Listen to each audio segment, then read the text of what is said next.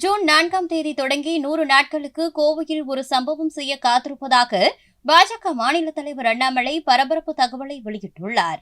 இந்தியாவை வலிமைப்படுத்திக் கொண்டிருக்கக்கூடிய சின்னம் தாமரை என்பதை மறந்து விடாதீர்கள்.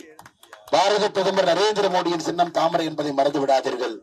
உங்கள் வீட்டு பிள்ளை அன்பு தம்பி அண்ணாமலையின் சின்னம் தாமரை என்பதை மறந்து விடாதீர்கள். அன்பு சகோதர சகோதரர்களே, இவிஎம் மிஷின்ல முதல் பட்டன்ல நாம் இருக்கிறோம் ஐயா.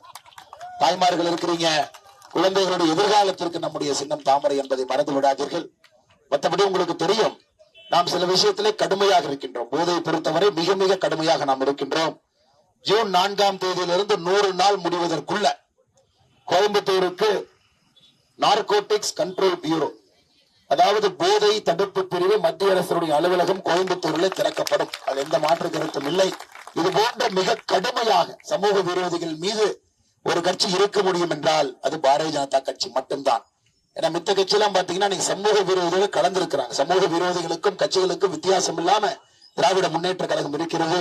ஆனால் நம்பிக்கையோடு இருங்கள், மாற்றத்திற்கு தயாராகுங்கள், தாமரைக்கு ஆதரவு கொடுங்கள். நன்றி, வணக்கம். பாரத் மாதா கி ஜெய். திருமதி ஜெயஸ்ரீ குன்னத் அவர்கள், இளைஞரணியினுடைய அரவிந்த் அவர்கள், செல்லக்குட்டி துரைசாமி, பழனிசாமி அவர்கள், சிவஞான பிரகாஷ் அவர்கள், சுப்பிரமணியம் அவர்கள், பாலசுப்ரமணியம் அவர்கள், ராக்கிய அவர்கள், சிவராஜ்குமார் அவர்கள், கதிர்வேல் அவர்கள், சொர்ணா மீனா அவர்கள், அவர்கள், ஹைடெக் சோம் அவர்கள், முன்னாள் சட்டமன்ற உறுப்பினராக இருந்து நம்ம எல்லாம் இந்த பகுதியில வழிநடத்தக்கூடிய ஐயா சின்னசாமி அவர்கள் நம்மோடு இருக்கின்றார்கள். செய்திகளை உள்ளது உள்ளபடி தெரிந்து கொள்ள ரெஃப்ளெக்ட் நியூஸை சப்ஸ்கிரைப் பண்ணுங்க.